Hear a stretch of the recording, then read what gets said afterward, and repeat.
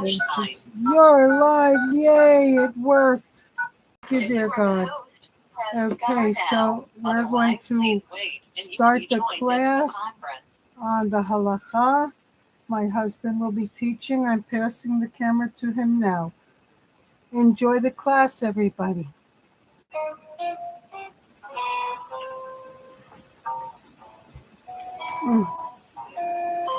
There you go, husband.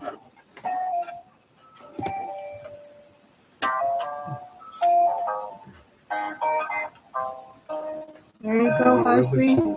Yeah, thank you, everybody. Good evening. You want to give me your phone and I'll take the note from you? Okay.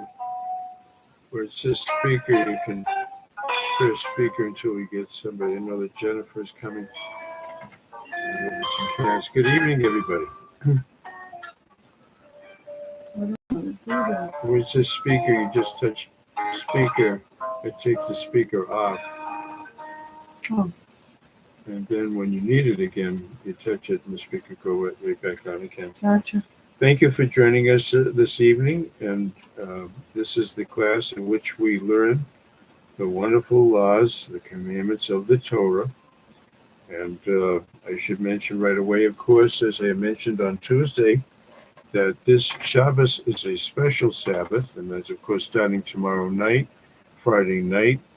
In addition to the regular Torah portion, which is Mishpatim, which we did discuss as best we could on Tuesday night, there's a second Torah reading, which is the Torah reading from Parashat Shkolem, in which the Jewish people are instructed that they should prepare a $50, and that this is going to be used for purchasing the needs of the Holy Temple, the offerings that are brought every day and every Shabbos and holiday, and many other needs of the temple, repair of the temple. And although we don't have the Holy Temple right now, this is one of the beautiful principles of our Holy Torah. And we'll be discussing, of course, learning the Torah, which is the topic for last week and this week as well. Our Holy Torah provides various provisions to help us when we can't fulfill a commandment. We cannot fulfill a commandment. In this case, because we don't have the Holy Temple yet, we can give charity, as we'll be learning, and we can support Torah institutions, but we can't donate directly to the Holy Temple now. When we listen to this commandment being read on Shabbos, or when we learn it even right now, and we wish that we could fulfill it. It's such a beautiful concept. There's so much talk about democracy today, isn't there? Everybody's equal, everybody's created equal. Mm-hmm. God gives us all these commandments equally. And when we cannot fulfill a commandment, and we wish we could, by studying about it, learning about it as we are right now, even for these few minutes, we get credit as though we had fulfilled this commandment. Now, we do something as best as we can on Erev Purim, which we'll be learning about not too long from now, because the month of Purim, the month that has Purim in it, is starting Tuesday and Wednesday of next week. We'll be blessing the new month. Tuesday and Wednesday are Rosh Chodesh, and the month of Adar is completely filled with the joy of Purim. Even though Purim is the 14th, it's basically one day, and the 15th is also what we call Shushan Purim, which we'll learn about at another time. The month before that the new $50 would be needed, the Torah wants us to prepare and get that $50 ready. We mentioned on Tuesday night, if all the Jewish people, the men especially, who are actually required to give the $50, if everybody needs the same coin, there's a tremendous run on that coin. It so happens that if you go into a bank, you don't always have the opportunity to get a $50 piece. There happens to be a little teeny tiny bank in one of the grocery stores here in Dickinson, North Dakota, of all places, where I was able to get, again, the $50 pieces that we use for this mitzvah. We do donate them to charity on the day before Purim. We can't fulfill the mitzvah of giving it to the Holy Temple. This is the best we can do by doing a remembrance of giving a $50 to the temple by giving it to charity.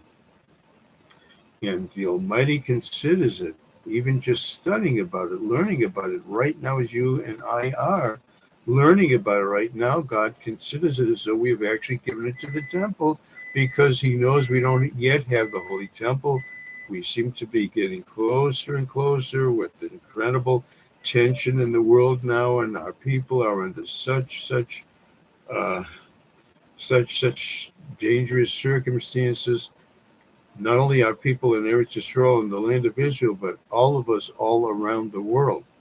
We're faced with this. Our prophets warned us about this, and the Almighty is watching over us and saving us in incredible ways. The Israel Air Force has been able to fly all around Iran, our terrible, horrible enemies that is sworn and so dedicated to destroying us altogether. And the Air Force of Israel has been able to fly all around and smash up and destroy many of their dangerous things, including their nuclear sites and their rocket launchers and many of the things, and horrible leaders, including they should get their Haman Khomeini.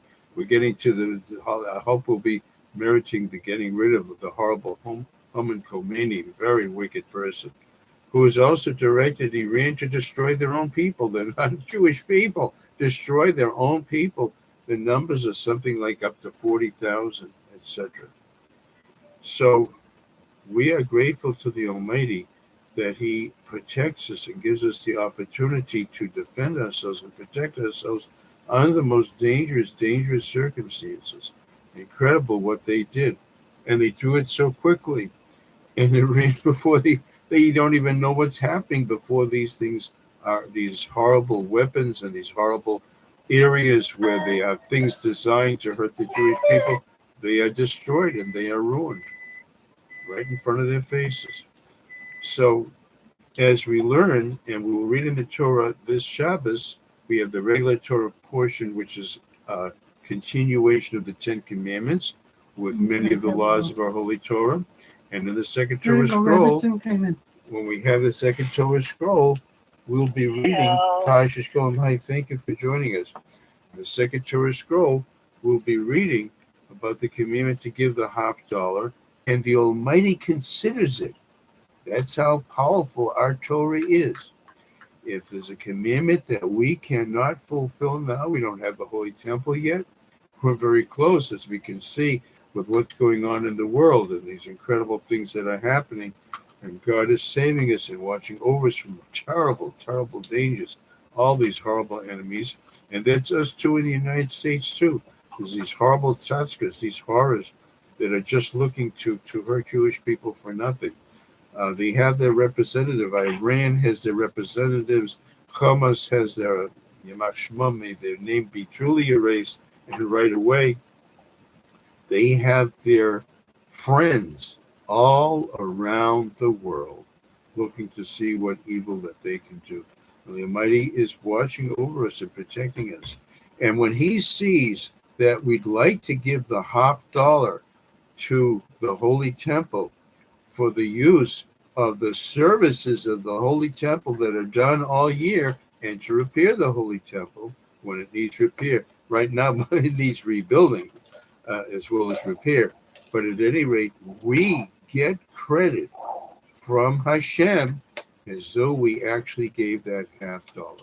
When there's a mitzvah that we learn about and we're not able to fulfill it at that particular time, we get credit. The Almighty considers it as though He has actually done it. So we're studying about the laws of Talmud Torah, the laws of studying the Torah.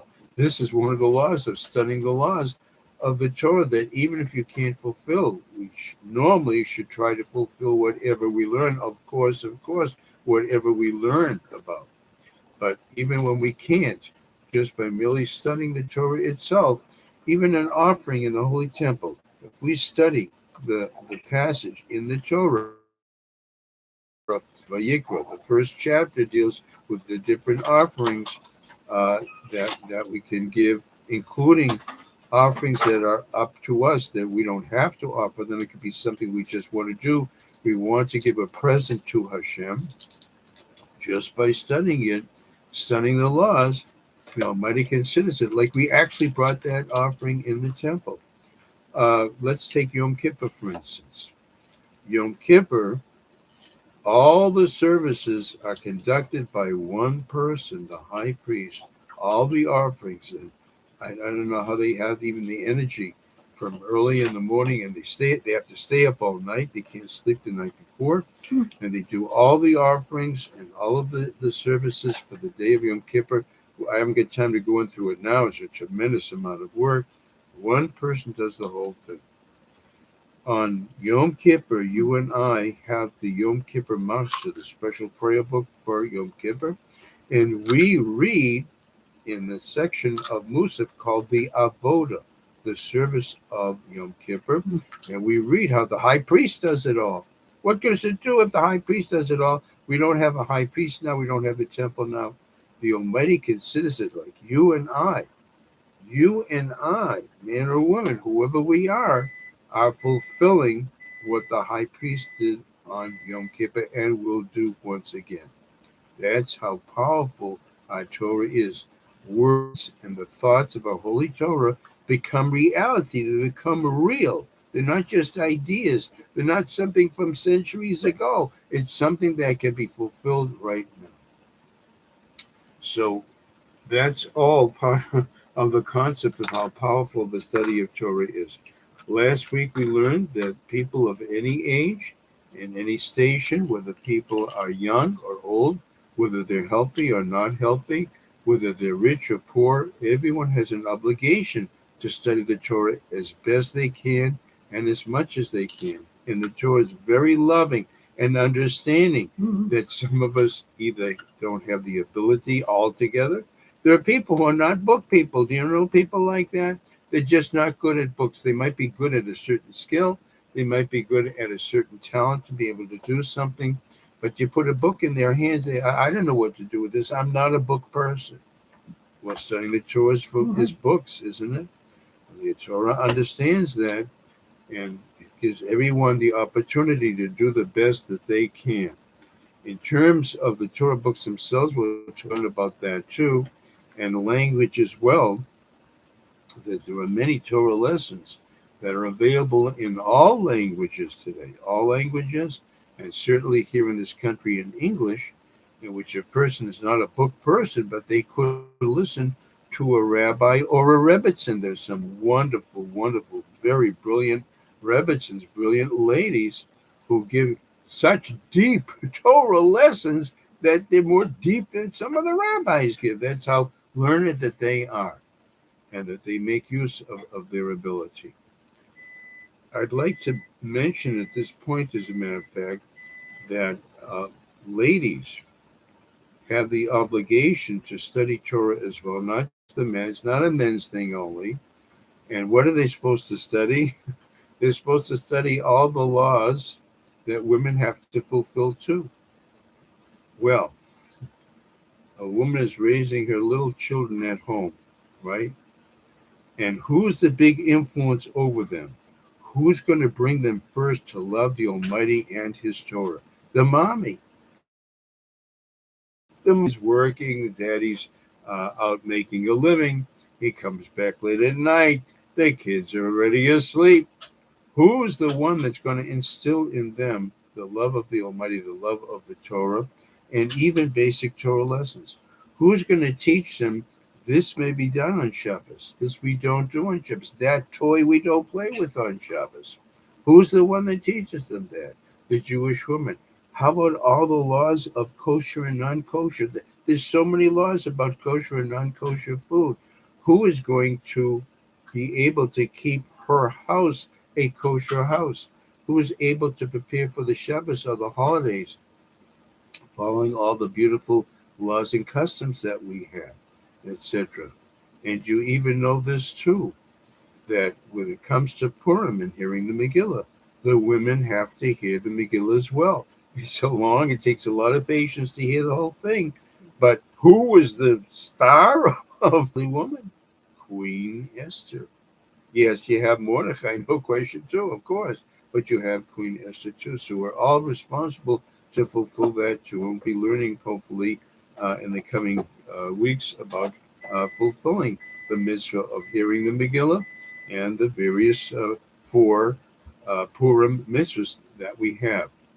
So our Torah is very understanding, and if a person cannot be a book person at all, and they have limited time to hear Torah lessons or whatever, what did we learn could be done?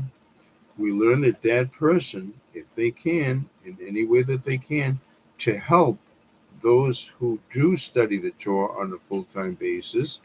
That's not just rabbis, it's many, many Jewish people who put great effort into Torah study. They work at the work too, and they're up early in the morning and late at night. We learned about Rabbi Liston's Gemara Shir, which is before services at 6 o'clock in the morning, when people are still waking up, so to speak. There's a group there that studies the Talmud right there. And even if someone is not able to attend Torah lessons, and preferably with today's internet and all this and YouTube and BoobTube, whatever's around today, it's very accessible. The Torah is very accessible to us, even for a few minutes in the morning or at night, to simply take the Torah book, read even one verse in the morning and one verse in the evening, if that's all a person can do. That is understandable as well. If they're not a book person at all, one thing that they can do, they can help support the different individuals or institutions that teach the Torah, such as the various rabbinical academies, the schools for children, the schools for little children, and they need to be supported. And this is how children can get a Torah education starting from a very young age. And as we know, the building has to be heated. You need electricity. You have to pay the salaries for the teachers and all that, etc., etc. So one cannot be a book person.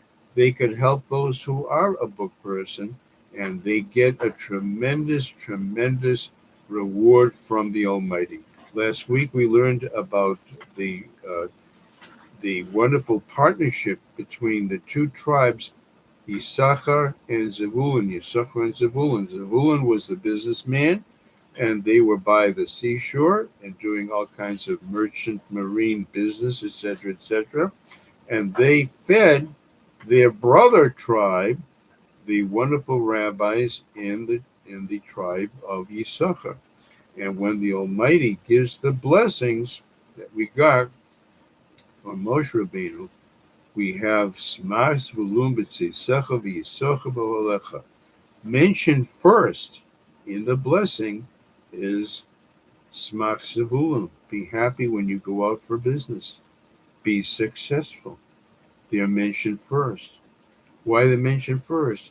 Because they enabled the scholarly tribe of Issachar, which had many, many great rabbis in it, and many of the judges for the courts of the Jewish people to be very high qualified Torah people. And they also had to determine when the Rosh Chodesh, what to have a leap year, very complicated laws that they had to deal with as well. When they get the blessings, Zvulun is mentioned first, because Zvulun, I'm sorry, I said it backwards. No, I didn't. I didn't say it backwards. Sorry, it's Thursday and I get a little bit tired. Zvulun is mentioned first because they made it possible for Yisachar to study the Torah. So if we cannot, or we have very limited access to Torah, very limited time for Torah, that we can do what we can. We're not talking about millions and trillions. We're not in that league. Whatever a person is able to do to help the various schools, the various individuals to be able to study the Torah, the people who are book people. Did you know the Jewish people were named by the nations? The Goyim. We didn't make it up. Did you ever hear that the Jewish people are the people of the book? The nations named us that because they saw how important it was for us to study the holy books of the Torah. So I just want us to think about that as we continue, as we're learning about this. Okay. Now, we are doing this as well.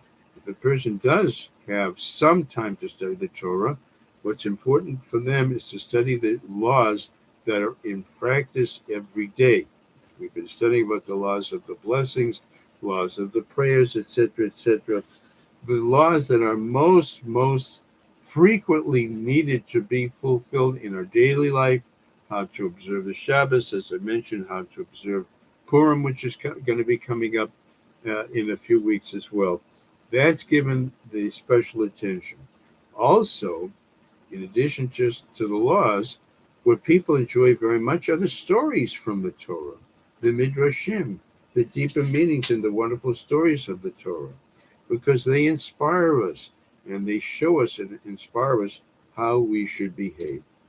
Okay, if someone is able to study from a book, this is important that unlike the library, in the library you have to be very quiet, right? Public library.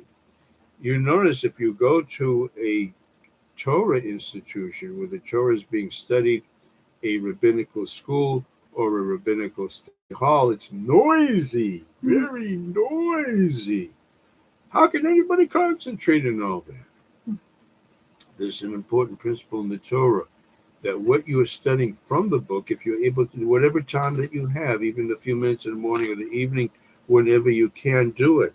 And whether you do it in Hebrew or in English or in French or Greek, whatever language you're going to do it, that it's important, if you can, to say out loud what you are learning. And that helps you remember it better. Because true learning is not just in the head, nice ideas, but to pronounce them with your mouth, to use your body, and to pronounce the holy words, whether they're in Hebrew or in English either, it doesn't matter. And in that way, this helps one memorize and bring out into the open and use more of this physical world where your voice brings the holiness into the world and people are able to hear that you're studying the Torah and enjoying it. You never can tell who's listening, what they're going to do. So that's also one of the principles. If you just one moment, please. Just as you're learning yourself, not to just silently look at the words, just as you do in the public library. It's interesting. Torah study is the opposite, to be studied out loud. Go ahead, Rebbetzin. Yes, you wanted to say something. Verbalization causes manifestation. Yep, exactly. That's exactly what we're saying, and thank you very much as well. Okay, I wanted to point out that if a person does not know Hebrew, and let's say they pick up the book of the Psalms, and they could say it in English, you can do that too. They know how to read Hebrew, but they can't translate it at all. When it comes to the scriptures, one gets credit for reading the words of the Torah in their original, even if one does not know what they mean. That's the scriptures I'm talking about. That's, again, one of those situations which we mentioned not long ago, that to fulfill a commandment that we can't do now, by studying about it and studying out loud about it, we get credit for fulfilling it. If one cannot translate the words of the Torah, they could say them in Hebrew, for instance. You could say them in English too, but they can say them in Hebrew. They get credit for Torah study as well, even though they don't know the translation. Again, that shows us the great power of the Torah. We've been speaking for weeks also, been speaking about getting an aliyah to be called up when the Torah is read, our class is always Thursday nights. I was mentioned Thursday this morning. If one was able to go to the synagogue, one might be called to the Torah, even if that person they know how to say the blessing. Sometimes they don't. We help them word for word say the blessing. We help them say the blessing before and after their aliyah. Even if they don't know what the words mean, they get credit. They can be called to the Torah, they get credit for being called to the Torah. And for Torah study, because the Almighty sees to whatever is possible to make it as accessible as possible for us to fulfill the Torah. Okay, we're going to continue with some of these laws now as well. And one of the laws has to do with the books of the Torah. I hope you have at least a prayer book at home, or at least the five books of Moses, a Chumash. I hope that you have a holy book at home.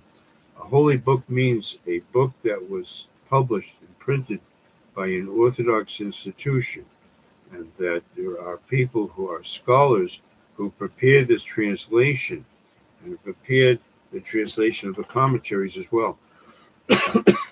So let's say that you are opening your Bible, you're opening your Chumash. This is a truly holy book, as we well know.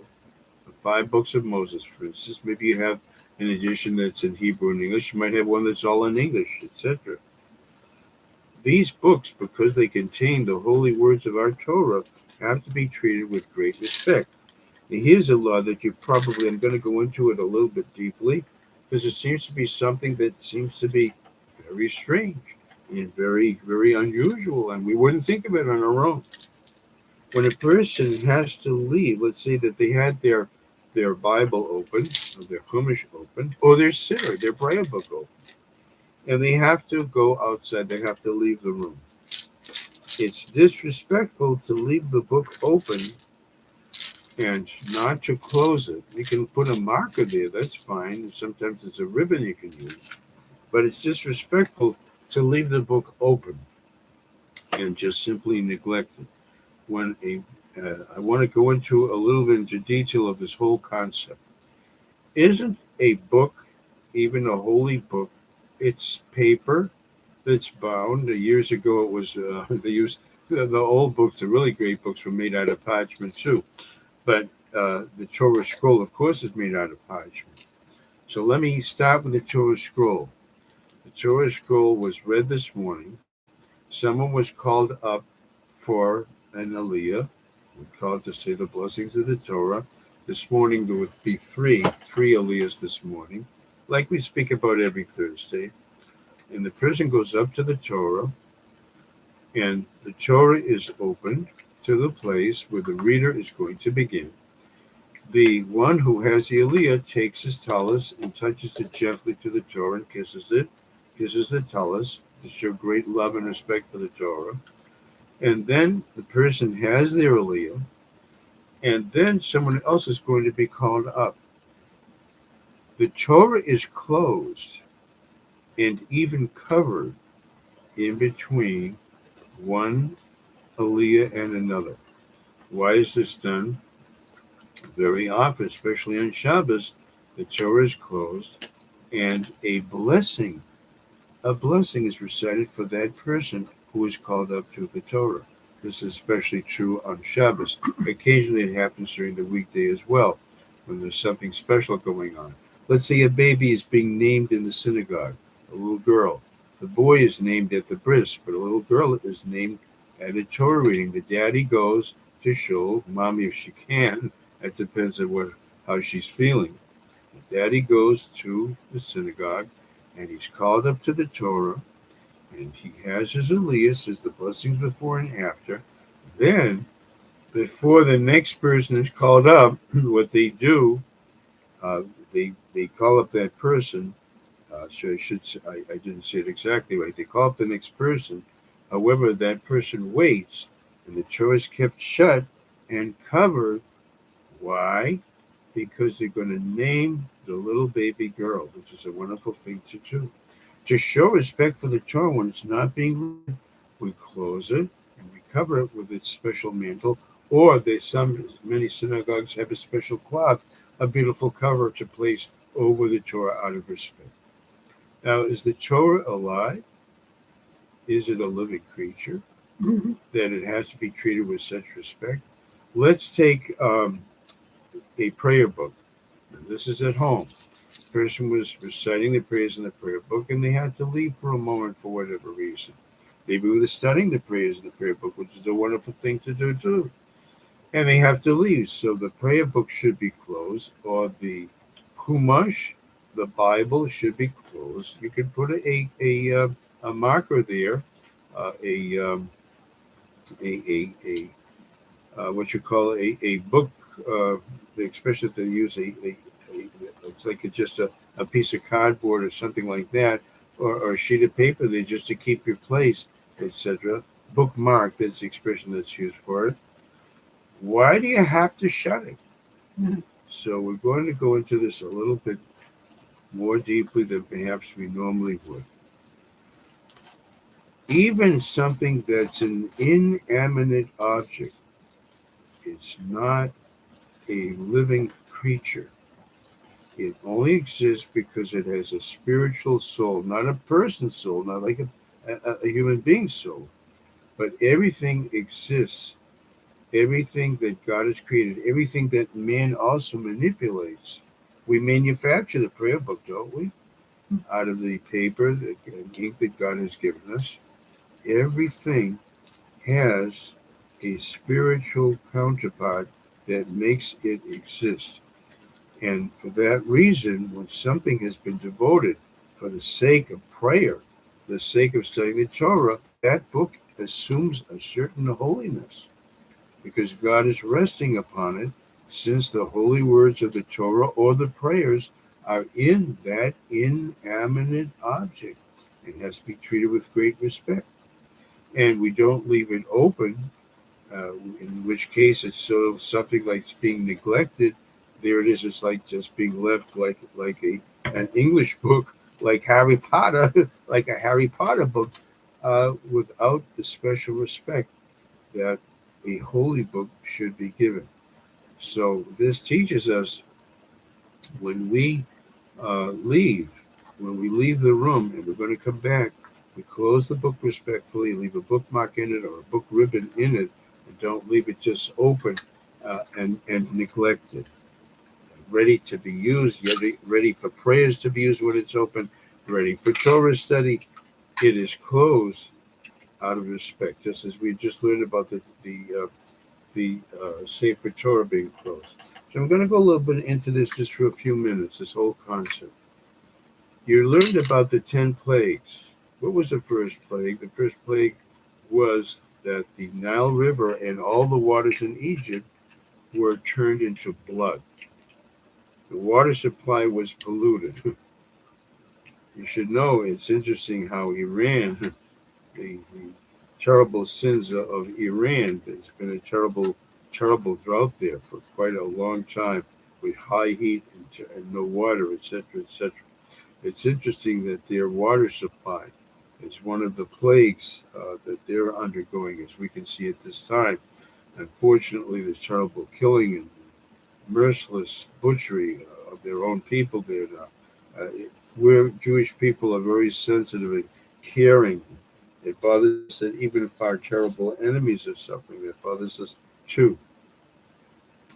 Well, Moses was told by the Almighty that Aaron should take the staff and strike the Nile and turn the Nile River, which was the main river of Egypt, supplying all their farms and all their produce with water. That was struck by Aaron, not by Moses. You know that Moses is the main man in charge over here. Mhm. Very interesting reason. Interesting for that. Did the Nile River do anything for Moses? It hid him. When his mother couldn't hide him anymore, she placed him in a box that we had learned about. We placed that box in the Nile River.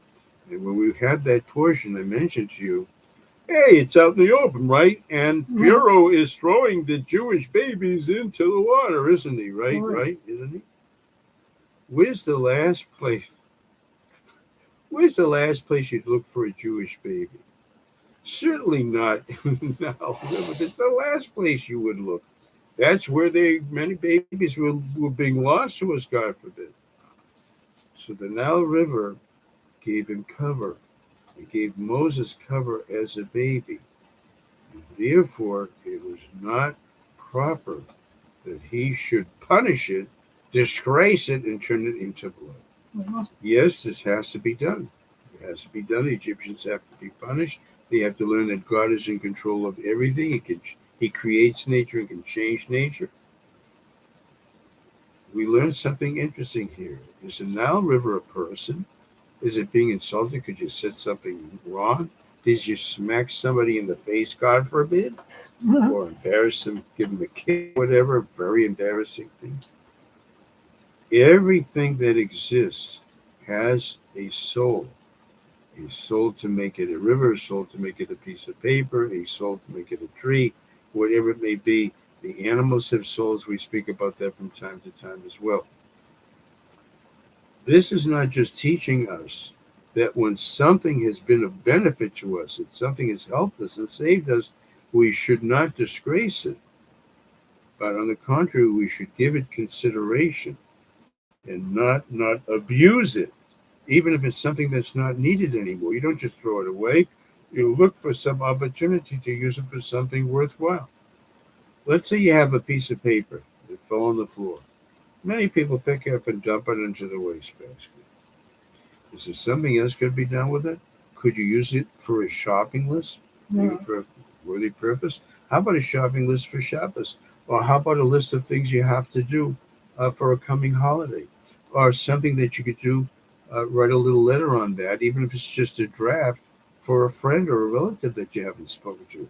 You can convert that piece of paper instead of putting it into the circle of fire of the wastebasket. I'm sorry, the wastebasket. You could use it for a proper purpose. Now, let's go back just for a minute. Thursday night, I don't keep you very long. I'll just go a little Mhm. bit further. Let's take a holy book now that has God's name in it and God's holy wisdom in it. Shouldn't that be treated with great respect? Make sure it doesn't fall on the floor. We pick it up and we kiss it to show that we love the Almighty and that we love this holy book. And we're sorry that it was disgraced. And where we place it, where we put it, for instance, if it's on a chair or a bench, you don't sit next to it. You would pick it up or put up that holy book, be it the prayer book, be it one of the books of the Code of Jewish Law that we're studying right now, any of the books of the Torah, in any holy book, etc., a book of the Psalms of David. Well, you were sitting on a bench or the couch, for instance, and now you're putting it down. So you closed it. You didn't leave it open, just like we said, but you just leave it right on where you're sitting. That's not respectful. It should be placed upon something else to show respect for it. But it's not alive. It's said, yes, Mhm. but it's holy, as we have learned. It is holy, and it has a great usefulness for us to help us come closer to the Almighty and to say prayers for people who need it. It has a great deal of holiness, like other holy books. So we learn that even if something is not alive, it's not a creature, not an animal, even it's not a person, whatever, it still should be treated with respect and used properly. Well, thank you for joining us and have a wonderful Shabbos. And we look forward to you joining us on Sunday. Sunday, we study Chasidus, and that's the books of our wonderful rabbis, wonderful rabbis who taught us how to truly appreciate the Torah by giving us the soul and the deeper meaning behind things, as we try to discuss in this class as well. So join us if you're from the Eastern Seaboard there at 12 o'clock or whatever time is appropriate for you, depending on which time the location you have is being used. Have a wonderful Shabbos and thank you so much for joining us. Shabbos, and thank you. You're very welcome. Shabbos. Thank you for Yeah. joining us on a wonderful Shabbos birthday. Thank you very Please, much. Good Shabbos. Yeah, Good Shabbos, to you all. Rebbitzin. Good Shabbos, Robinson. Thank you for joining us. Thank you for coming in. Hope you enjoyed the class. We'll be back on Sunday. New York time is noon. Please join us. God bless you all. Shalom, shalom.